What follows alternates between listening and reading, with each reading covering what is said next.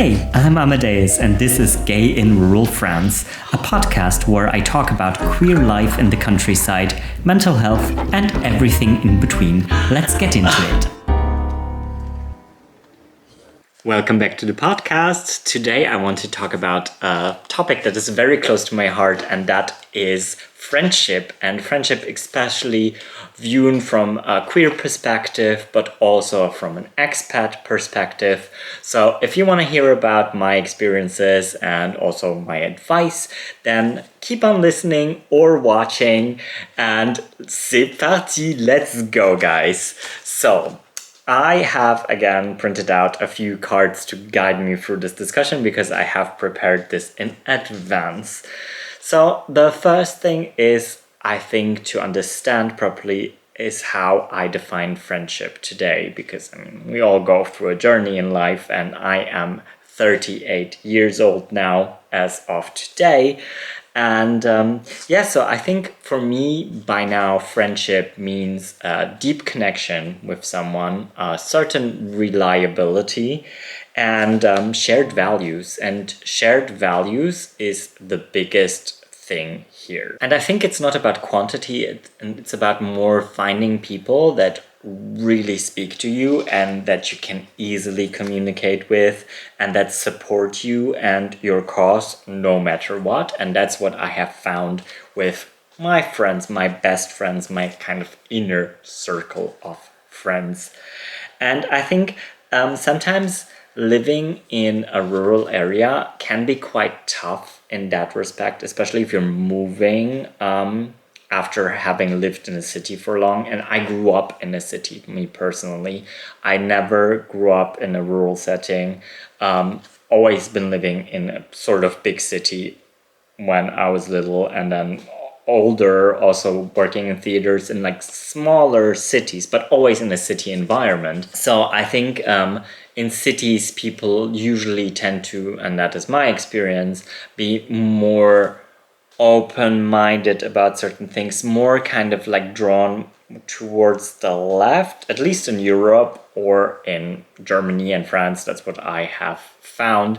And that also like some right-wing beliefs or views are more settled in the countryside, which is not meant in any disrespectful or harmful way. It's just the way I have perceived it.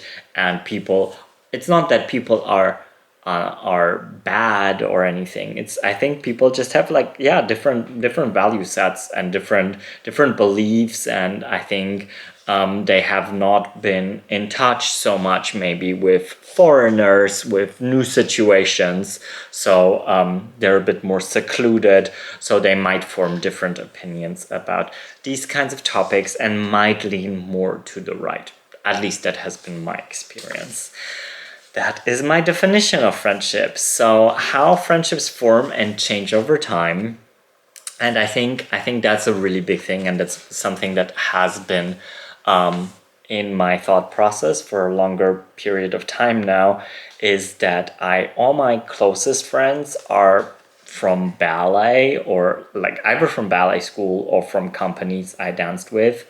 And I think that is really important to mention, because we were all in this setting, especially in ballet school, where we were all teenagers, basically. We were kids, and we were all living sort of together, and we were in this constant, like, non-supervised state, but also we had this shared passion for dance. We really wanted to do something. We were, I think growing up like this really forms very, very tight bonds. You also go through so many obstacles. You have a shared dream, shared values about the world, and your world is dance. And so it is a very tight-knit community, and that not only in ballet school, but also then later on in company life. And it depends a bit on the company. I've worked in big companies where we were like 40 plus dancers, and there it was obviously different because you have a lot of different characters and people in there. But also in smaller companies, I've found that smaller companies work more like big families. Like, you had 10 people, 9 other colleagues, and yeah, certainly there was colleagues that you might not be like super best friends with, but you were getting along usually with everybody, and you were quite close with everybody. So I think this sharing passions and struggling together actually forms very, very tight bonds. And two of my best friends are from ballet school still. And one of my best friends who I still work with is actually from the second company I worked in. So, yeah. And we've been friends for a long, long time.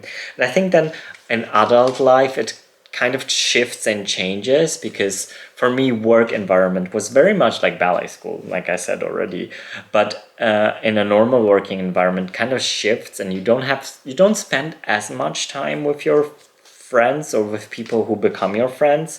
So basically you don't spend a whole day together at university, hanging out, doing things, meeting after, everybody has sort of a life and their routines, and so it's much shorter time spans. So usually you don't really exchange as much, which is nothing bad. It's just the way life goes, and I think this way friendships start changing, which could also be different in a rural than a city setting, because I do see that a lot in rural settings, that people are still very much friends and spend a long, long time together, spend whole weekends together with one another. But I think it also is a bit like a character question, and yeah, I think forming a friendship and this bond just is different if you don't share like the dynamic of a day together. It is just that. It's very simple fact, actually. So that brings me to a queer perspective on friendship. And I mean, this whole channel is about being queer and being in a rural setting. And so I ask myself if all of my best friends are queer, and they're absolutely not. I think as a gay man, I was always drawn to have best girl friends. So most of my friends were girls. I was badly bullied in school, mostly by cis heterosexual men. And so I think for me, it was kind of the safe space. I grew up in a society in the 90s and the early 2000s where it still was lacking certain role models. Role models were appearing, and there were definitely more than before, but in no comparison whatsoever to today. And I am so glad that kids today have so much more role models to define themselves, to see how can I live my life, and just like, much more input about all these things. And this is just like such a blessing, and I wish I could have had that, but at the same time, it's just what it is. It's not, I'm not envious of today's generation. It's not at all. I am just extremely happy that everyone's out there, and that's why I am out there as well. I mean, I'm not sure if I have any younger audiences, but I think it's really important for us to be visible, and especially for the generations to come. So I think for my queer identity, and I outed myself when I was 15, I think I always felt very safe around like a girl environment. It just, yeah, it was emotionally much more stable for me personally. And I have this until this very day, that I have a difficulty to identify with cis heterosexual men. I feel quite uncomfortable around them. It's hard for me to talk with them, which doesn't mean it's impossible. I mean, it's fine. But I do experience that sometimes I feel a bit weird around the dudes, I just feel out of place. They don't make me feel very, very welcome, or very, I don't know, emotionally like supported. I don't feel like I want to open up around them. I feel very, but I think it's also from my side that I'm putting up this barrier between me and them because I've had just so many negative experiences that it's really hard for me to give cis heterosexual men a chance. I have to say, um, and I think taking from this, you can see that value driven friendships are for me more important than identity driven friendships. And I think if I had more open queer people back then in school, then I think I would have had much more queer friends now, but that didn't exist. Like literally, I would not know anyone else who went to school with me who was out at such an early age like me. So yeah, I was the center of attention. So yeah, this brings me to the point of staying connected across distances because all my best friends are so far away, and it's horrible sometimes. It's really horrible, but I think what has been working for us really well is WhatsApp voice messages. And that's how I stay in touch with my very best friends. It's hard to call because, like, everyday life gets in between, and also just like daily routines. My day looks different than someone else's day. I don't have like very regular working hours. All my friends, or my two best friends, who I have been in ballet school with, they are not dancing, so they have regular jobs, which means they have more regular kind of working hours, which is totally different to me, where I have just like really weird, odd working hours, so I can just like spontaneously decide how I want to work and how I want to spend my day. So for me, it just really works much more to do the WhatsApp voice messages. Sometimes there are days where I feel like an emotional weight of them not being physically present. And I do envy some people who have their best friends physically present. I have never had that experience after ballet school and then in the company, obviously, where I met Katya, my other best friend, who I work with. But not to have them physically present. Sometimes it's hard because you would like to just be like, oh, please, please. It's just totally different. Even if we talk on the phone, I mean, it doesn't replace like being there. I just spent a week in Germany, and I sat on the balcony with my best friend in her apartment, and it was just so nice. And then I was working with my other best friend, so it was just, yeah, these are the moments that I cherish so much and that I'm so thankful for having. But yeah, it can be tough, and a good example is also my other best friend. So that's the number three. So they just moved even further away in Germany, to the east of Germany, and they are renovating also a medieval house, and but they spent a week, yeah, 1.5 weeks here last summer, the end of summer, September. It was just so beautiful. It was so nice having them here. It was my best friend, her husband, and her two kids. And it was just like, yeah, I mean, it was exhausting because I'm not used to kids and having kids around, but at the same time, it was just like so exhilarating. And when they left, I just like broke out in tears, and I was like, I'm gonna miss you, because it's like, yeah, physically having them there and just like sharing, exchanging, hugging, it's just like, those are the people I love, these are my chosen family. And like, not having them physically close sometimes is not so easy. And I think yeah, it's really important to create those moments of physically being with one another as well, which also brings me to grieving friendships that end. And I think when you get into your 30s, even in your 20s, you start experiencing that when you move to a different city for university, for work, and so on.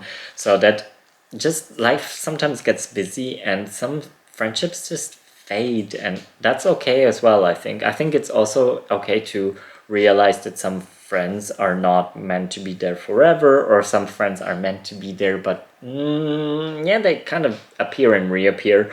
And I think it's also okay that to acknowledge that I have a very good friend who is literally like, she is visiting me every year here in France. She has been so supportive. We've always tried, like, we've known each other from work, from theater, and she was in the administrative part of theater when I was working there, and we befriended each other very quickly. And it's a really tight friendship, but we're not in contact all the time. So basically, we hear from each other maybe once a month, once every 2 months.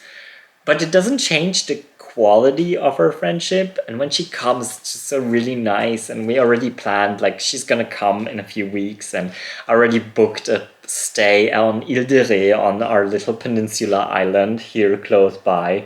We're gonna go to the sea, and it's just gonna be super nice. And I just can't wait for this.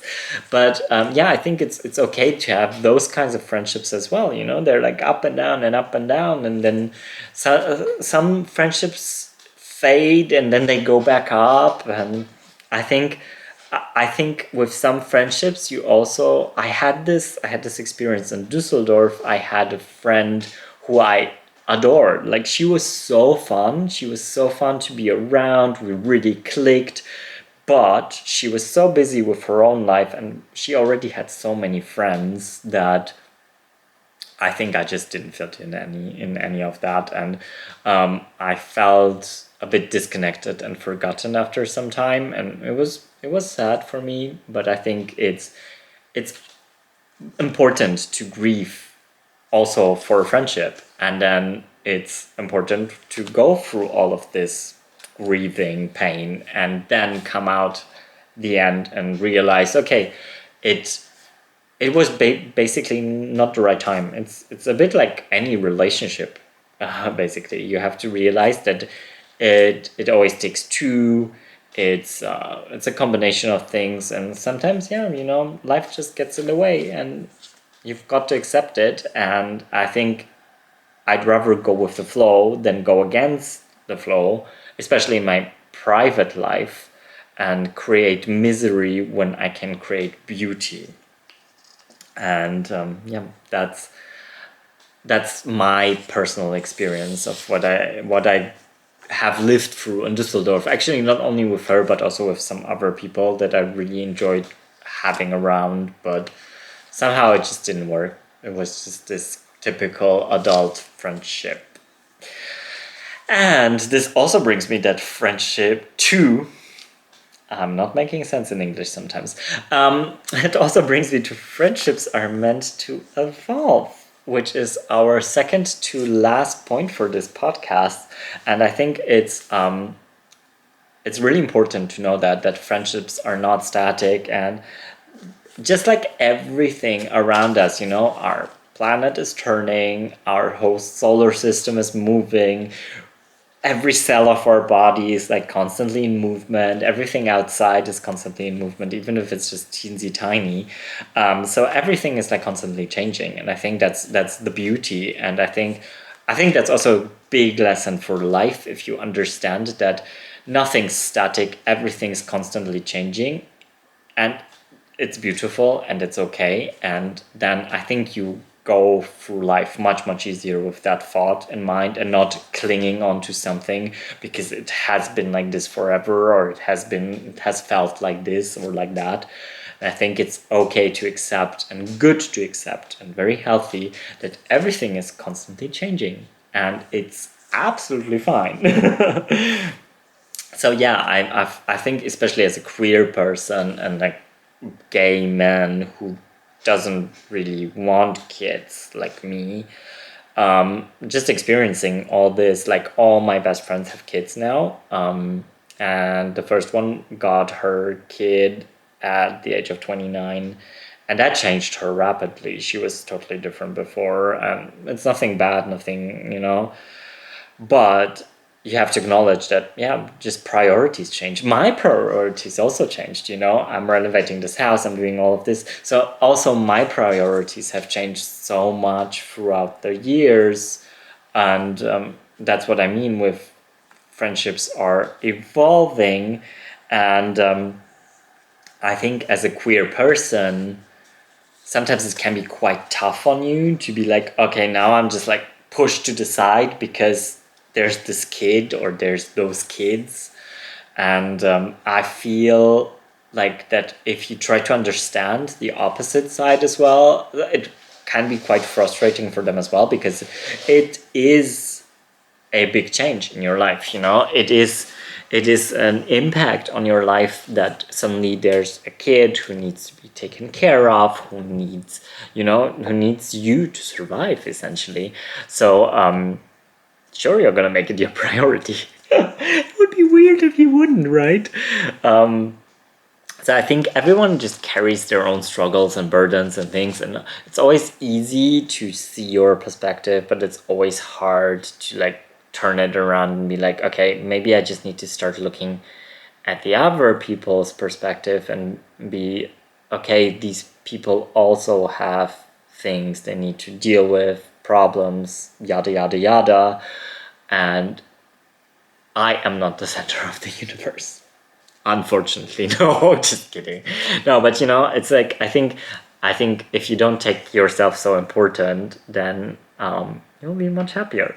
That's just my 5 pence, and I think once we let go of expectations and stay open to the change, we can actually have meaningful connections that survive all of these life-changing moments that we all experience.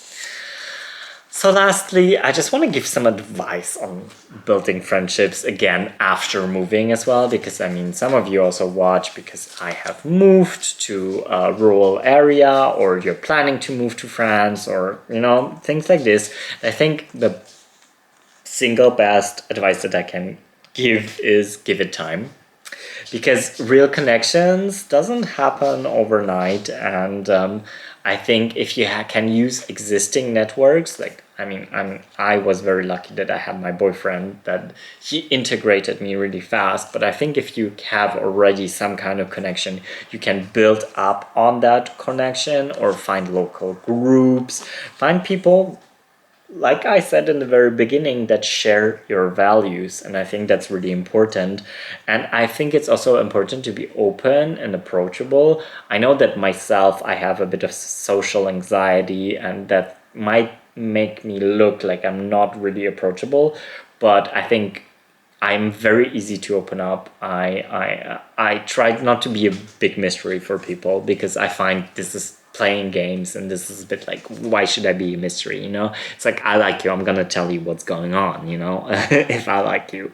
So for me it's that. For me it's very simple, and this might be too much for sometimes for people. I also understand that, but I think if you want other people's trust, you also have to trust them. So if you are the first one to open up, eventually those people will also open up. And I think it's also about being kind to yourself, and about accepting that loneliness is normal, and it's not a personal failure or anything. It's just what it is. It's like, we all feel lonely. Even if we're surrounded by people, we can feel very, very lonely. And I think you should focus on quality over quantity, like I've already mentioned, and just find the people who make your life as enjoyable, as beautiful as they can. So yeah, I just want to end with a little quote. Friendships aren't static, they move, shift, and sometimes fade. But they also surprise us, grow in unexpected places, and root us even when we're far from where we started. And I think that's really beautiful. Thank you so much for listening or watching the video today. If you want to continue watching, there will be other videos around me, so just continue watching or listening. If not, I will see you next week for another episode of the podcast. Until then, it's bisous and au revoir from the southwest of France. Bye guys, have a lovely day or evening.